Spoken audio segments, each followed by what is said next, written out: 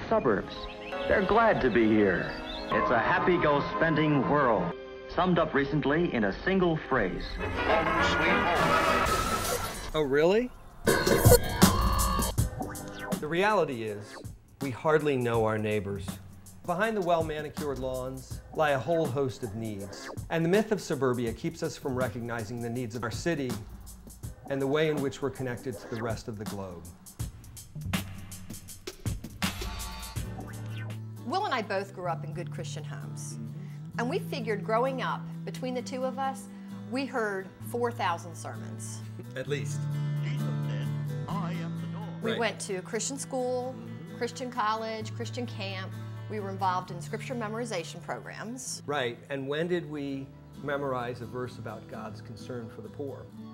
I can't remember. And so one day we began to read scripture with an open lens. One day we began to look at scripture for what was there. We read passages like Matthew 25. The sheep and the goats. The sheep and the goats. And we heard this resounding heartbeat of God. And all throughout scripture, from Genesis through to Revelation, we began to see that the story of justice is the story of God and the story of scripture.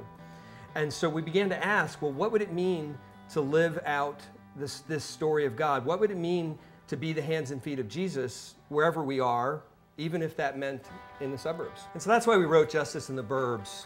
Even the title itself, Justice in the Burbs, it seems oxymoronic to people that there should be questions of justice, questions of need in a suburban context. And yet we wanted to write this book to help people, first of all, see that we can live justly in the suburbs, and second of all, to address many of the many complex issues that people face as they seek to live justly in a suburban context. Will and I are suburbanites through and through. We are. We've lived all of our lives in the American suburbs. We're products of the American suburban experience. Until about 2 years ago, that is. About 2 years ago, we moved into an intentional community in the city of Lexington as a way to connect with those in need.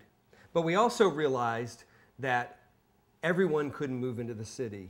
People are going to stay in the suburbs. And so we began to ask, what would it mean to live justly? What would it mean to be the hands and feet of Jesus right there in the suburbs? In some ways, this has given us kind of a unique vantage point. It's almost like the example I use sometimes is of the Matrix, where when you step out of the system, you can look back into the system. And so we hope in this book that we've got a little clearer view of the suburbs because we've been able to step out of it for a little while and look back in. We were really excited about writing this book because we bring to it our own unique personalities and abilities. I'm a novelist, so when I'm excited about something, the first thing I think of is a story. In Justice in the Burbs, you follow a fictional family, Matt and Christine, as they wake up to issues of justice and compassion and mercy in their suburban setting. And I'm a teacher, so I take the stories, I take the lessons from the stories and try to unpack those, both the biblical story, the broader story from church history, and the various ways that we try to live out God's story of justice here in the suburbs. And then each chapter concludes with meditations from our friends. Brian McLaren, Leonard Sweet, each wrote a devotional. Lucy Shaw. Right. Christine Sign. Right. And so with these 3 entry points into this book, there's a little something for everyone.